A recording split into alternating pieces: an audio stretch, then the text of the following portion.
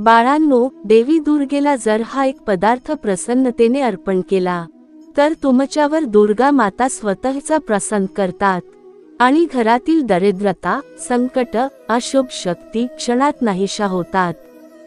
तुमच्या आयुष्यात एक नवीन समृद्धीचा दरवाजा उघडतो। मित्रांनो, आज आपण एक अनोखं रहस्य जाणून घेणार आहोत। हे रहस्य साधं नाही, हे दुर्गा मातेला प्रसन्न करून दरिद्रता घालवणारं रहस्य आहे। आचार्य सांगतात, देवीला एका पदार्थाची विशेष आवड आहे आणि तो पदार्थ जेव्हा भक्त भावपूर्वक अर्पण करतो तेव्हा माता तत्क्षणी प्रसन्न होतात। त्यांचा प्रसंग भक्तावर घडतो आणि त्याचं जीवन आनंदाने फुलून जातं। हा पदार्थ कोणता आहे, त्यामागचं रहस्य काय आहे आणि त्याची अर्पण करण्याची योग्य पद्धत कोणती, हे सगळं जाणून घेण्यासाठी तुम्ही शेवटपर्यंत नक्की ऐका। दुर्गा मातेला अर्पण होणारा पदार्थ। दुर्गा मातेला सर्वाधिक प्रिय आहे खीर। दूध, तांदूळ आणि साखर यांचं एकत्र रूप म्हणजे खीर। हा पदार्थ देवीसाठी फक्त खाद्य नाही, तर तो पवित्रतेचं, समृद्धीचं आणि गोडव्याचं प्रतीक आहे। दूध म्हणजे शुद्धता, तांदूळ म्हणजे लक्ष्मीचा वास, साखर म्हणजे जीवनातील गोडवा। जेव्हा हे तिन्ही एकत्र येऊन मातेला अर्पण होतात तेव्हा त्या म्हणतात, माझ्या लेकरांनो, आता मी तुमच्या घरात या तिन्ही गोष्टी देणार आहे। खीर अर्पणाचे परिणाम। खीर अर्पण केल्याने दरिद्रतेचं उच्चाटन होतं, संकट दूर जातात, घरात शांती आणि समाधान येतं। ज्यांच्या घरी नेहमी भांडणं होतात त्यांचं वातावरण बदलतं। ज्यांच्या घरी कर्जाचं ओझं आहे त्यांचं कर्ज हलकं होतं। ज्यांना सतत आजारपण जखडून बसलं आहे त्यांना आरोग्य प्राप्त होतं आणि सर्वात महत्त्वाचं, घरात लक्ष्मीचा स्थायी वास होतो। बाळांनो, खीर अर्पण करताना श्रद्धा महत्त्वाची आहे। पदार्थ किती आहे हे महत्त्वाचं नाही, पण त्यामागे किती भाव आहे ते पाहिलं जातं। माता भाव खातात। जर मनापासून खीर अर्पण केली तर देवी प्रसन्न होऊन प्रसन्न करतात। हा प्रसंग भक्ताच्या स्वप्नात किंवा अचानक घडलेल्या घटनेत दिसून येतो।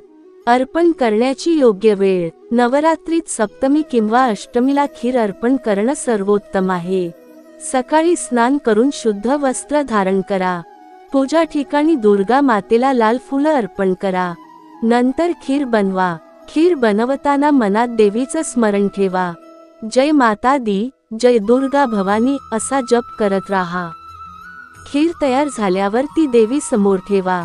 नम्रतेने प्रार्थना करा, हे माता, माझ्या घरातील दरिद्रता दूर कर, सुख शांती दे, माझ्या संततीचं रक्षण कर।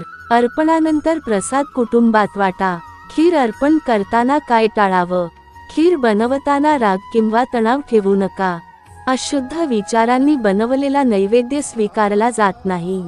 खीर नेहमी स्वच्छ आणि शुद्ध भांड्यात करा। अर्पण केलेला प्रसाद कधीही फेकू नका। शक्यतो गायला किंवा गरिबांना द्या, कारण देवीला दान आणि करुणा प्रिय आहे। खीर बनवताना कांदा, लसूण, मांसाहार यांचा स्पर्शही नको। शुद्धतेने बनवलेली खीरच देवीला प्रिय असते। दुर्गा मातेचा प्रसंग म्हणजे देवीचा संकेत। तो संकेत भक्ताला विविध प्रकारे मिळतो। स्वप्नात दर्शन, गोड सुगंध, मनात अचानक शांती किंवा अनपेक्षित सुखद घटना, हे सगळं प्रसंगाचं रूप आहे। या प्रसंगानंतर भक्ताच्या घरात संकट हळूहळू कमी होतात आणि सुख, समृद्धी, समाधान येऊ लागले। बाळांनो, तुम्हाला जर दरिद्रता दूर करायची असेल तर देवीला खीर अर्पण करा, श्रद्धा ठेवा आणि प्रसाद प्रेमाने वाटा। खीर अर्पण ही केवळ एक परंपरा नाही, ती श्रद्धा आणि भक्तीचं मूर्त रूप आहे। हा उपाय ज्यांनी केला त्यांचं जीवन बदललं, त्यांच्या घरात सुख, समृद्धी परत आली, संकट नाहीशी झाली, लक्ष्मीचा वास झाला। म्हणून मित्रांनो, या नवरात्रीला खीर अर्पण करण्याची संधी सोडू नका। देवीची कृपा लाभली तर जीवनात दिवाळी येईल। मित्रांनो, तुम्ही हा उपाय नक्की करा।